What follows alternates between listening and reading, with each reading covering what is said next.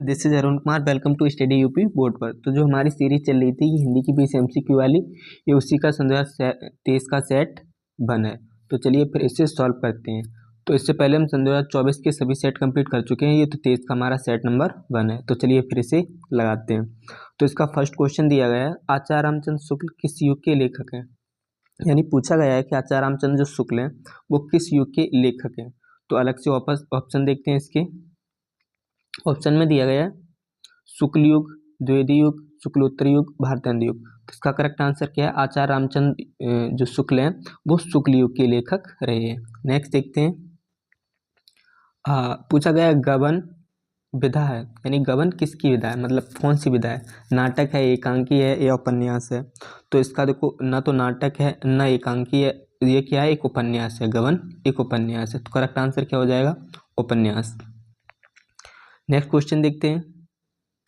Question number 3 में पूछा गया कंकाल के लेखक हैं, यानी कंकाल जो रचना है वो किसकी है। मुंशी प्रेमचंद, जयशंकर प्रसाद, निराला, रामचंद्र शुक्ल। तो ये किसका हो जाएगा, जयशंकर प्रसाद ने कंकाल की रचना लिखी थी।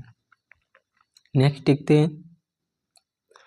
क्वेश्चन नंबर 4 में दिया गया कलम का सिपाही कृति है। देखो एक बार और आ चुका है। तो जो कलम के सिपाही थे वो किसकी थी, अमृत राय की। ये तीनों ऑप्शन गलत हो जाएंगे। तो जो कलम की सिपाही है कृति वो किसकी है, अमृत राय की। करेक्ट ऑप्शन ये हो जाएगा। नेक्स्ट देखते हैं। क्वेश्चन है शुक्ल युग की समयावधि है, यानी शुक्ल युग जो रहा है उस शुक्ल युग की समय अवधि क्या रही है। 1918 तक, 1919 38 से, 1936 से 43 से, और 1950 से 1900 तक। तो इसका करेक्ट आंसर क्या, 1919 से 38 तक। यानी जो शुक्ल युग रहा था वो 1919 से 1938 तक के बीच में रहा। नेक्स्ट देखते हैं। पूछा गया साकेत रचना है, यानी साकेत किसकी रचना है। महादेवी वर्मा, सुमित्रानंद पंत, जयशंकर प्रसाद, मैथिली शरण गुप्त। तो जो साकेत की रचना लिखी तो मैथिली शरण गुप्त करेक्ट आंसर हो जाएगा। नेक्स्ट क्वेश्चन देखते हैं। पूछा गया महादेवी वर्मा कवित्री है, मतलब किस युग की कवित्री रही हैं। तो प्रगतिवादी युग, द्विवेदी युग, इनकी दोनों में से नहीं है। नेक्स्ट देखते ये रही है छायावादी युग की। तो इसका करेक्ट आंसर क्या हो जाएगा, छायावादी युग। प्रयोगवादी युग की भी नहीं है। तो याद रखना महादेवी वर्मा किस युग की कवित्री है, छायावादी युग की। नेक्स्ट क्वेश्चन है गंगा लहरी रचना है, यानी गंगा लहरी जो रचना है वो किसकी रचना है। पद्माकर की, बिहारी की, या भूषण की, या मतराम की। तो पद्माकर किसकी, सॉरी गंगा लहरी किसकी रचना है, पद्माकर की। याद रखना किसकी है गंगा लहरी, पद्माकर। क्वेश्चन नंबर 9 देखते हैं।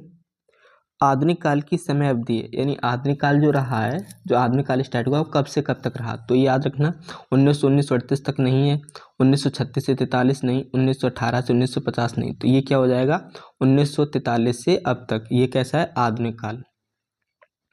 नेक्स्ट देखते हैं। पूछा गया महादेवी वर्मा की रचना नहीं है, मतलब 4 रचनाएं दी गई, इनमें से कौन सी महादेवी वर्मा की रचना नहीं है। तो निहार महादेवी वर्मा की रचना है, संध्या गीत भी महादेवी वर्मा की है, और दीप शिखा भी। इसमें जो युगांत दिया गया है ये महादेवी वर्मा की रचना नहीं है। नेक्स्ट देखते हैं। पूछा गया हास्य रस का स्थायी भाव है। देखो जब मैंने अलंकार रस छंद की क्लास ली थी तो उसमें 11 के 11 रसों का मैंने स्थायी भाव बताया था। तो हास्य का स्थायी भाव क्या होता है, हास्य यानी हंसी। तो इसका करेक्ट आंसर क्या आ जाए, हास्य। और हमारे सिर्फ रस 2 ही पढ़ने थे, करुण रस और हास्य रस। तो करुण का क्या होता है, शोक, और हास्य का क्या होता है, हास्य। नेक्स्ट क्वेश्चन देखते हैं। क्वेश्चन है पीपर पात सरस मन डोला अलंकार। देखो हमें 3 अलंकार पढ़ने थे, रूपक, उपमा और परीक्षा। मैंने अलग अलग डिफाइन किया था। रूपक में क्या होता है, एक वस्तु की तुलना दूसरे से की जाती है और पहले वाली वस्तु को ही दूसरी वाली वस्तु मान ली जाती है। और उपमा में क्या होता है, एक की तुलना हम दूसरे से करते हैं, दोनों में भिन्नता बनी रहती है।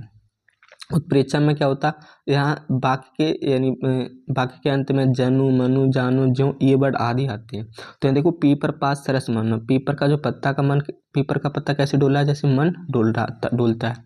तो इसका करेक्ट आंसर क्या हो जाएगा, उपमा अलंकार। नेक्स्ट क्वेश्चन देखते हैं। सोरठा छंद में चरण होते हैं, मैंने बताया था दोहा का उल्टा सोरठा होता है, और दोहे में कितने चरण होते हैं, 4। तो इसका करेक्ट आंसर क्या हो जाएगा, 4। आगे है उपदेश में प्रयुक्त उपसर्ग है। उपदेश देखो 2 शब्दों से मिलकर के बना है, उपु और देश।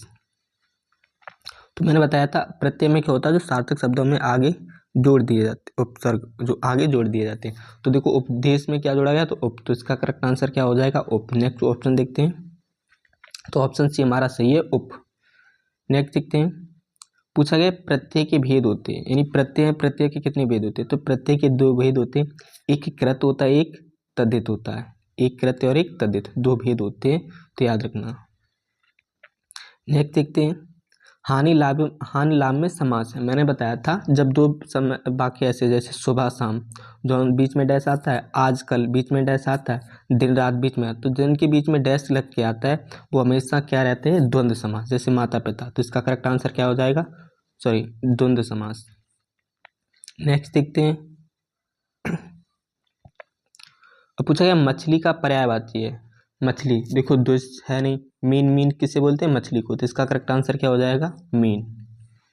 नेक्स्ट देखते हैं क्वेश्चन नंबर 18, यद्यपि में कौन सी संधि है। यद्यपि देखो दो बड़ों से मिलकर बना है, यदि सॉरी यदि, यदि प्लस अपि, और जब इन दोनों को मिलाकर के जब हमारा क्या बन जाता है, यद्यपि, यानी ऐसा लिखा जाता है यद्यपि, तो ये हमारी कौन सी संधि कहलाती है, येड़ संधि। तो इसका करेक्ट आंसर क्या हो जाएगा, येड़ी संधि। नेक्स्ट क्वेश्चन देखते हैं, मधु शब्द का द्वितीय विभक्ति रूप वचन है, मतलब द्वितीय विभक्ति में कौन सा रूप वचन है, तो द्वितीय में क्या हो जाएगा, मधु का हो जाएगा मधुनी, तो इसका करेक्ट ऑप्शन क्या है, डी। नेक्स्ट और लास्ट देखते, लास्ट में भी धातु और वचन पूछे गए हैं। पूछा गया पठेताम धातु का वचन एवं पुरुष है। यहाँ वचन और पुरुष पूछा गया है, तो पठेधातु में क्या है, प्रथम पुरुष और द्विवचन, ये इसका करेक्ट आंसर हो जाएगा, प्रथम पुरुष और द्विवचन। तो आज के हमारे 20 MCQ कंप्लीट हुए। आई होप आपको सभी के सभी MCQ समझ में भी आए हों, और आपने देखा भी होगा जो रिपीटेड क्वेश्चन है वो कैसे रिपीटेड आ रहे हैं, और हमें रिपीटेड क्वेश्चन का आंसर भी लर्न होता जा रहा है। तो चलिए फिर आज की इस वीडियो को यहीं पर एंड करते हैं। हाँ, इससे पहले अगर आपको वीडियो पसंद आई हो तो लाइक कमेंट शेयर जरूर कीजिए, तथा साथ ही साथ चैनल को सब्सक्राइब कर लीजिए, जिससे आने वाली न्यू वीडियो की नोटिफिकेशन आपको मिलती रहे। और अगर आप PDF पाना चाहते हो तो डिस्क्रिप्शन में लिंक मिल जाएगी, वहाँ से जाकर के आप PDF को आसानी से प्राप्त कर सकते हैं। तो चलिए फिर आज की इस वीडियो में इतना ही।